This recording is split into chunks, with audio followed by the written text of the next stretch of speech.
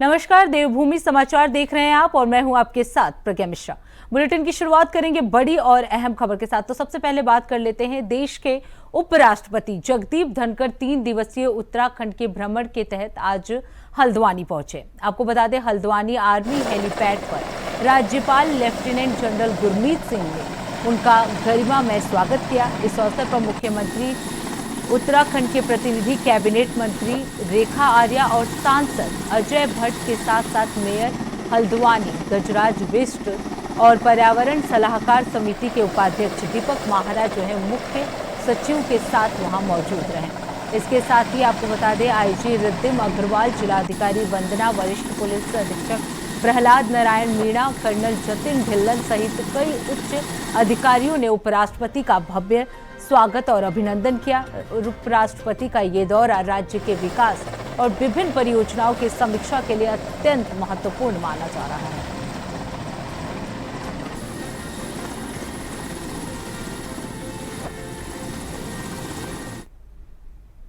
अब रुक करते हैं अगली खबर की। देहरादून के सचिवालय में आज सुबह 11 बजे मुख्यमंत्री पुष्कर सिंह धामी की अध्यक्षता में कैबिनेट बैठक हुई। इस बैठक में सुबोध उनियाल, सौरभ बहुगुणा, गणेश जोशी सहित अन्य मंत्रियों की उपस्थिति जो है वो दर्ज की गई। आपको बता दें, बैठक में शिक्षा, लोक निर्माण, राजस्व और ऊर्जा विभाग से जुड़े महत्वपूर्ण प्रस्तावों पर चर्चा की गई।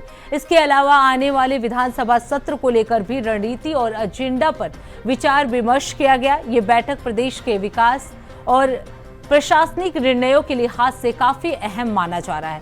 तो मुख्यमंत्री की अध्यक्षता में ये कैबिनेट बैठक हुई।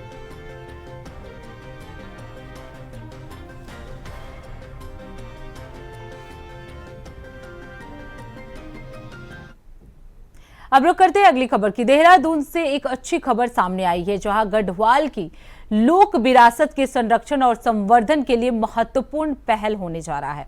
आपको बता दें, केंद्रीय संस्कृति और पर्यटन मंत्री गजेंद्र सिंह शेखावत से सांसद अनिल बलूनी ने हाल ही में मुलाकात की और मल्लेथा की ऐतिहासिक गुल के संरक्षण और प्रसिद्ध कर्ण आश्रम को विश्व पटल पर लाने के लिए कई प्रस्ताव दिए।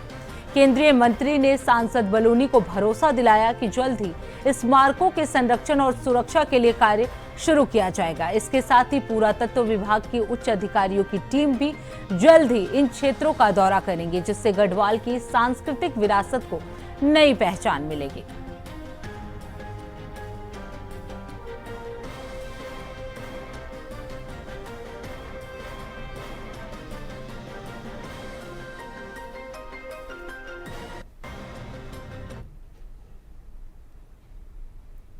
अब रुक करते हैं अगली खबर की। देहरादून की त्रिस्तरीय पंचायत चुनाव के नामांकन प्रक्रिया पर फिलहाल रोक लगा दी गई है। आपको बता दें, उच्च न्यायालय नैनीताल के आदेश के कारण आरक्षण संबंधी कार्रवाई स्थगित की गई है, जिससे चुनाव प्रक्रिया भी टाल दी गई है। आपको बता दें, 21 जून से नामांकन जो है वो शुरू होना था, लेकिन अदालत के फैसले तक ये प्रक्रिया रुकी रही और ये रोक अब 12 जनपदों के लिए भी लागू हो गई है, जिसमें हरिद्वार जनपद भी शामिल है। आपको बता दें, ये चुनाव प्रक्रिया अदालत के आदेश के इंतजार में है। हालांकि आपको बता दें, इसमें हरिद्वार जनपद जो है वो शामिल नहीं है। अब चुनाव प्रक्रिया अदालत के आदेश के इंतजार में है, जिससे पंचायत चुनाव की तारीख जो है आगे बढ़ सकती है।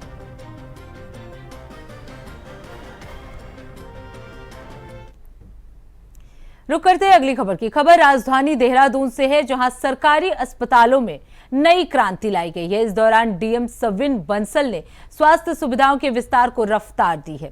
इस दौरान ऋषिकेश कोरोनेशन ब्लड बैंक का ढांचा तैयार किया गया है, जिसमें डीएम ने प्रस्ताव भेजने को कहा और जल्द से जल्द आधुनिक सुविधा मुहैया कराने के निर्देश दिए। इसके साथ ही मैकेनिकल पार्किंग में अब इमरजेंसी बीमा और ऑपरेटर के लिए भी व्यवस्था की गई है। इसके लिए डीएम ने फंड को मंजूरी दे दी है। आपको बता दें, एसएनयूसी में स्टाफ की कमी पर डीएम ने नाराजगी भी जताई। टीकाकरण कक्ष से लेकर बच्चों का अस्पताल बनेगा, इसकी भी जानकारी जो है वो डीएम की तरफ से दी गई, जिसके लिए अब आपको बता दें, ऋषिकेश चिकित्सालय में मॉडल रूप जो है वो तैयार कर ली है।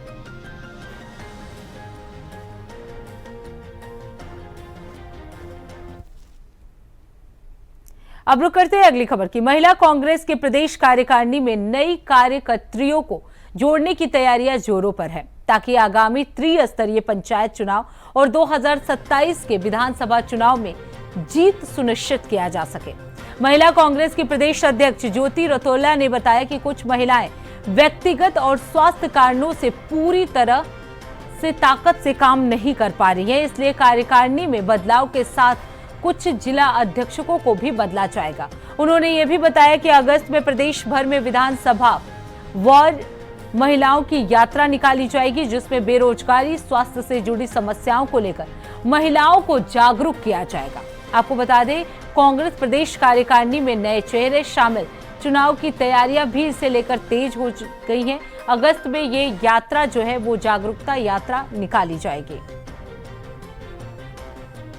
देश में जो लोग, हम लोगों ने पहले महिला कांग्रेस के कार्यकारिणी में लोग थे और वो सक्रिय रूप से काम नहीं कर पा रहे किसी भी वजह से, कोई व्यक्तिगत कारण है या स्वास्थ्य की वजह से, तो कुछ नए लोगों को हम लोग प्रदेश कार्यकारिणी में और कुछ जिलाध्यक्ष हम लोग बदल रहे हैं।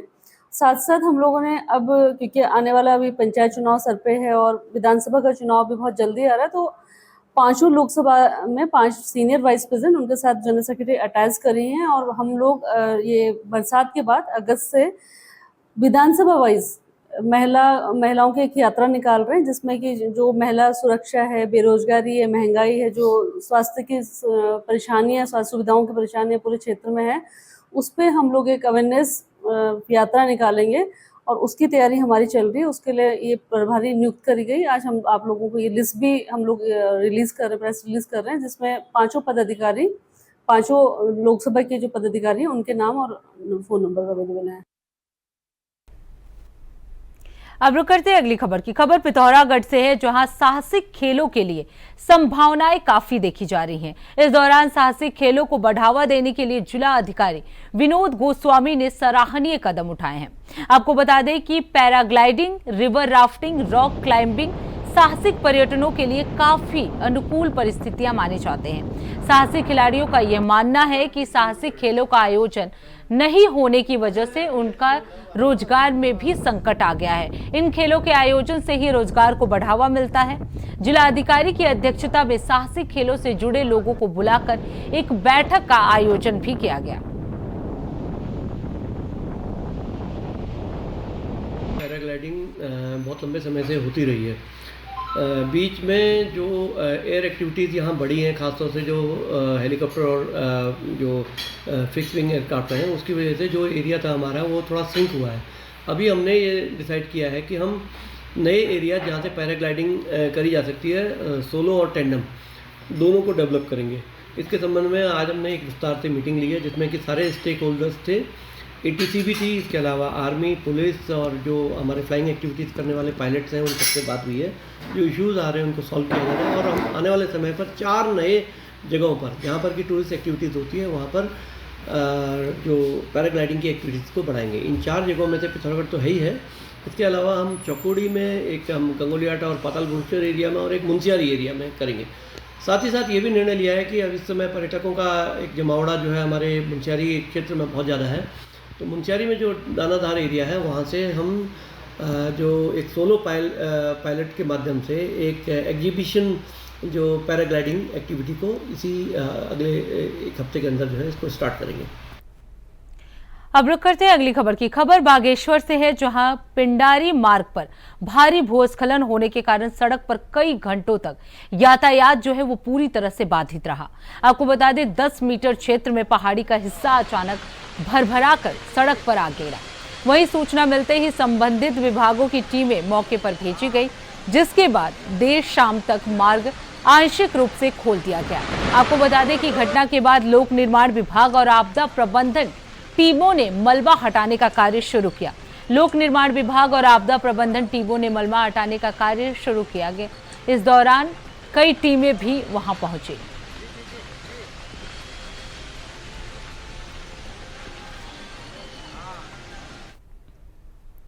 अब रुक करते हैं अगली खबर की। खबर राजधानी देहरादून से है, जहां 5 बालिकाओं को सहायता राशि के चेक वितरित किए गए हैं। वहीं इसके तहत अब 38 बेटियों और 13 लाख रुपए से ज्यादा की मदद मिल चुकी है। इस दौरान जिलाधिकारी अभिभावकों से मुलाकात करते हुए कहा कि बेटियों को पढ़ने से ना रोकें, उन्हें नंदा सुनंदा प्रोजेक्ट से मदद मिलती रहेगी। आपको बता दें कि नंदा सुनंदा प्रोजेक्ट के जरिए जरूरतमंद बेटियों को पढ़ने के लिए आर्थिक मदद की जा रही है ताकि किसी बेटी की पढ़ाई बाधित ना हो और बेटियां अपने सपनों को पूरा कर सकें। ऑनरेबल सीएम की प्रेरणा से जो हमारे जिले का इनिशिएटिव है प्रोजेक्ट नंदा सुनंदा वो सक्सेसफुली रन कर रहा है और इसी श्रृंखला में आज 5 बच्चों की एजुकेशन को फिर से अनेबल किया गया है। हमारी ग्राउंड टीम जिसमें हमारी आंगनवाड़ी सुपरवाइजर्स, पटवारी, हमारे बीडीओज, तहसीलदार सब सम्मिलित हैं। वो बहुत त्वरित गति से एलिजिबिलिटी चेक्स करते हैं, स्क्रूटनी करते हैं, जिससे जो सबसे ज़्यादा डिसएडवांटेज्ड बालिकाएं हैं उनको वरीयता देते हुए विद इन 15 to 20 डेज उनको चेक प्रदान कर दिया जाता है और उनकी पढ़ाई रिज्यूम हो जाती है। अब तक हमारी 38 बालिकाओं की पढ़ाई इनेबल की जा चुकी है स्कूल, ग्रेजुएशन और पोस्ट ग्रेजुएट लेवल पर, और आगे भी ये जो योजना है निरंतर चलती रहेगी। उद्देश्य यही है कि हमारे वास्तविक जीवन की जो नंदा सुनंदा देवियां हैं वो ऐसी बालिकाएं हैं जिनकी कोई इकोनॉमिक हार्डशिप्स हो गई या फैमिली ट्रेजेडीज हो गई और उसके चलते इनकी पढ़ाई छूट गई, इनको ड्रॉप आउट करना पड़ा, लेकिन इनके अंदर आगे बढ़ने की इच्छा शक्ति बहुत प्रबल है और जो स्पार्क है वो काफ़ी इंटेंस है। तो ज़िला प्रशासन का ऑनरेबल सीएम के निर्देशन में ये कर्तव्य है कि उस स्पार्क को ऑनर करें और किसी भी तरह से हम फंड्स चैनलाइज करते हुए इन बच्चों को, बालिकाओं को आगे बढ़ाएं। अब रुक करते हैं अगली खबर की। देहरादून नगर निगम ने शहर की सफाई व्यवस्था को और अधिक तकनीकी, उत्तरदायी और प्रभावी बनाने की दिशा में एक अहम कदम उठाया है। आज निगम की डोर टू डोर कूड़ा संग्रहण सेवा से जुड़ी गाड़ियों के चालकों को मोबाइल फोन वितरित किए गए ताकि वो नागरिकों, वार्ड पार्षदों और संबंधित अधिकारियों से सीधे संपर्क कर सके। इस योजना का शुभारंभ मेयर सौरभ थपलियाल और नगर आयुक्त नमामि बंसल IAS की उपस्थिति में किया गया। आपको बता दें, पहले चरण में 40 मोबाइल फोन वितरित किए गए, जिनमें से 25 वार्डों को लाभ मिला। आने वाले समय में कुल 234 मोबाइल फोन वितरित कर निगम के सभी 100 वार्डों को इस डिजिटल सुविधा से जोड़ा जाएगा। आपको बता दें, ये पहल नगर निगम की ओर से पूरी तरह से स्वयं के संसाधनों से की गई है और इसका उद्देश्य नागरिकों को शिकायतों के त्वरित समाधान के साथ साथ संचार व्यवस्था को और मजबूत बनाना है। कूड़ा उठान के संदर्भ में कुछ शिकायतें लगातार हमको मिल रही थी, तो इसके मद्देनज़र आज हमने क्या किया है कि अपनी जितनी कूड़ा उठाने वाली गाड़ियां हैं उनके चालकों को तो हमने एक मोबाइल नंबर यहाँ से दिया है, जो कि हम वहाँ के पार्षद और स्थानीय जनता के पास वो मोबाइल नंबर रहेगा। और कभी अगर कूड़ा उठाने की गाड़ी सही समय पर नहीं आ रही है या इस समय कहाँ पर है, कितनी देर में उनके घर तक पहुँच रही है, तो उनको इस संदर्भ में आसानी होगी और निश्चित तौर पे एक मॉनिटरिंग भी उनके ऊपर रहेगी। तो निश्चित तौर पे कूड़ा उठान जो है वो व्यापक तरीके से और अच्छा हो सकेगा। बहुत बड़ी समस्या है पूरे शहर की, तो क्या लगता है आपको मोबाइल से कुछ इसमें मदद मिलेगी? नहीं, निश्चित तौर पे एक मॉनिटरिंग हम उनकी यहाँ नगर निगम के द्वारा कर रहे हैं। आप ये मोबाइल नंबर दिए हैं, इनको अपने हिदायत दी है कि कोई भी मोबाइल नंबर ऑफ नहीं होना चाहिए, सारे जो भी कॉल्स आएंगे उनको अटेंड करना है। साथ ही अब जब क्षेत्र की जनता और पार्षद जब लगातार उनसे बात करेंगे तो उनको पता रहेगा कहाँ पर गाड़ी आई है, कहाँ पर नहीं आई है, और उस हिसाब से क्षेत्र की जनता का भी जो है उनकी शिकायतें वो भी दूर होंगी। तो मुझे लगता है कि एक अच्छा कदम रहेगा। अब रुक करते हैं अगली खबर की। खबर पौड़ी से है, जहां लगातार पानी की समस्या से ग्रामीण जूझ रहे हैं। दरअसल पानी की समस्या को लेकर ग्रामीण जिला अधिकारी से मिलने कलेक्टर परिसर पहुंचे, जहां ग्रामीणों ने बताया कि लगभग 1 हफ्ते से उनके गांव में पानी की समस्या बनी हुई है। लगातार शिकायतों के बावजूद भी गांव में पानी की समस्या जस की तस बनी हुई है। आलम तो ये है कि गांव में नल तो लगे हैं लेकिन नलों में पानी नहीं आता, जिसके बाद आक्रोश में आकर ग्रामीणों ने कहा कि यदि उनकी समस्या का निवारण नहीं किया गया तो उन्हें आंदोलन के लिए विवश होना पड़ेगा। विभाग के अधिकारी ग्रामीणों को झूठा आश्वासन देते रहते हैं। हालत वही ढाक के 3 पात है। इस पूरे मामले में जिलाधिकारी ने टीम भेजकर संबंधित विभाग को जांच के निर्देश दिए हैं। पेयजल योजना के संबंध में आए थे कि इस पे सुचारू रूप से पानी क्यों नहीं चल रहा है, जबकि इस योजना में पिराली कूट के बगल में पिराली गांव है, वहां तक ये मतलब पानी सुचारू रूप से चल रहा है। उससे आगे जो गिरगांव में पानी को चलने में क्या दिक्कत आ रही है, ये विभाग को हमें पूछना था। डीएम साहब ने बोला ठीक है, मैं जेई से बात करती हूँ, इस जेई लोगों से बात करती हूँ, जल संस्थान से बात करता हूँ और आप जाइए, इसके बाद सॉल्यूशन निकल जाए रहेगी आपकी। अगर इस पर अगर हमारी मांगों पे विचार नहीं किया गया तो हम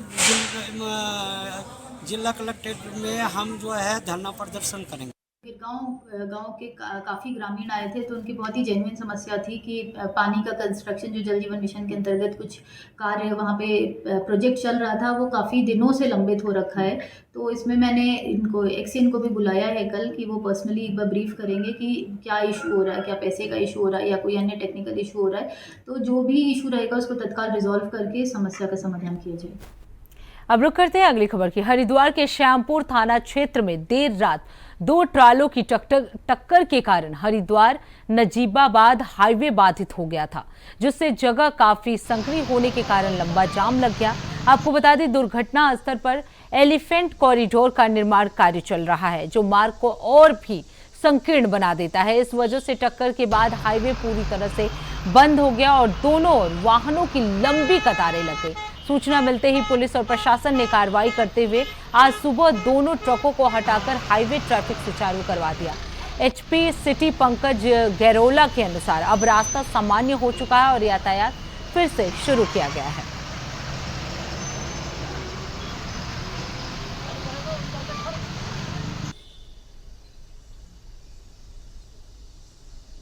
देर रात 2 ट्रकों के बीच में सीधे टक्कर हुई थी और ये टक्कर ऐसे स्थान पर हुई है कि जहाँ पर एलिफेंट कॉरिडोर बन रहा है, उसमें काफ़ी सकरा एरिया, जिससे कि रोड के वाहन रुक गए थे, जाम लग गया था। अब उनको जाकर दोनों ट्रकों को वहाँ से काफ़ी पुलिस ने, ट्रैफिक पुलिस ने जाकर मौके पर उनको अलग अलग किया गया है और ट्रकों को हटा दिया गया। अब सुचारू रूप से यातायात चालू कर। किस जगह की घटना है ये? रसियाबाड़ के ये घटना है, थाना श्यामपुर। किस समय की घटना है? ये देर रात लगभग 1 बजे का।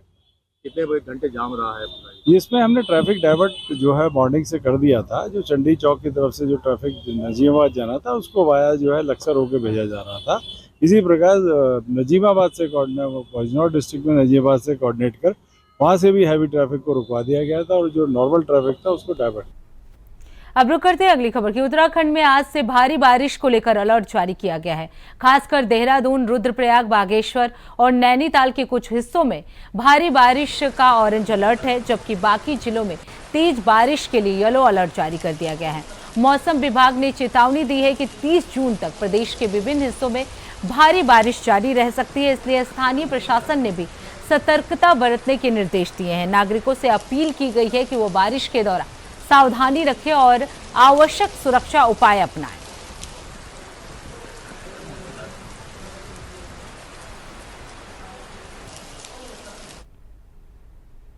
अब रुक करते हैं अगली खबर की। हल्द्वानी समेत कुमाऊं के अधिकतर हिस्सों में आज बहुत ही तेज बारिश का दौर शुरू हो गया, जिसमें मौसम में गर्मी से राहत मिली और लोगों ने राहत की सांस ली। हालांकि पहाड़ी इलाकों में तेज बारिश के कारण आवाजाही में दिक्कतें भी आ रही हैं, जिससे स्थानीय प्रशासन ने सतर्कता बरतने के निर्देश जारी किए हैं। बारिश के कारण कई स्थानों पर रास्ते फिसलन भरे हो गए हैं और जल भराव की आशंका को देखते हुए प्रशासन की टीमों ने अपनी निगरानी बढ़ा दी है। आम जन से भी आह्वान किया गया है कि वो सावधानी बरतें और आवश्यकता अनुसार ही यात्रा करें।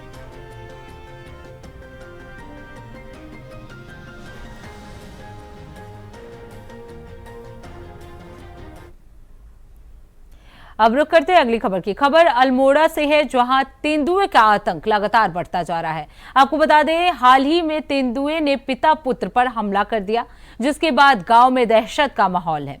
वहीं बढ़ते आतंक को देखते हुए स्थानीय लोगों की मांग पर वन विभाग ने गांव में पिंजड़ा लगा दिया है और तेंदुओं को पकड़ने की कोशिश जो है वो शुरू कर दी है।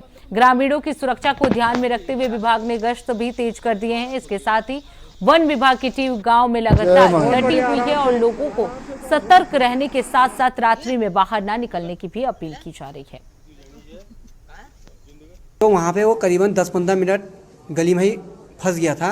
जब ज़्यादा शोर बचाया, जब उसे भागने की जगह मिली, वो नीचे को भागा तो उसने दिनेश बिष्ट नाम के मेरे जो भाई है उस पर हमला कर दिया। उसको बचाने के लिए धन सिंह मेरे चाचा जी ने तो बाघ को बचाने, भाई को बचाने के लिए उस पर वो करा, तो बाघ ने उनको छोड़ के फिर चाचा पे आक्रमण कर दिया। उसके बाद हम लोगों ने जब शोर करा तब वो फिर नीचे को भाग गया। और ये 2 बाघ थे, ये पिछले मतलब 3-4 महीनों से कभी गाय को कभी बैल को ये कंटिन्यू इन्होंने मारते ही जा रहे। और हमने इसके लिए पहले भी वन विभाग में एप्लीकेशन दे रखी थी, पिंजरे लगाने की मांग करी थी। अब रुक करते हैं अगली खबर की। हरिद्वार के बहादराबाद ब्लॉक के दादूबास गांव की महिलाओं ने स्वयं सहायता समूह की एक सदस्य पर समूह के खाते से लाखों रुपए निकालने और दुरुपयोग करने का गंभीर आरोप लगाते हुए ब्लॉक कार्यालय में जोरदार हंगामा किया। महिलाओं का कहना है ये महिला उनकी मेहनत की कमाई को धोखे से हड़प रही है।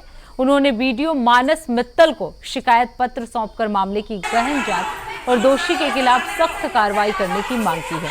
वीडियो ने मामले की निष्पक्ष जांच का भरोसा दिलाते हुए सभी संबंधित पक्षों को शनिवार को बैठक के लिए बुलाया है और जल्द ही उचित कदम उठाने का आश्वासन दिया है। महिलाएं चेतावनी दे रही हैं कि अगर कार्रवाई नहीं हुई तो वो आंदोलन के लिए मजबूर होंगे। संगठन का नाम है महिला शक्ति, जिसमें घोटाला हो रखा है। सक्रिय महिला ना और कोषाध्यक्ष ने कविता ने करा है। कैसा घोटाला हुआ?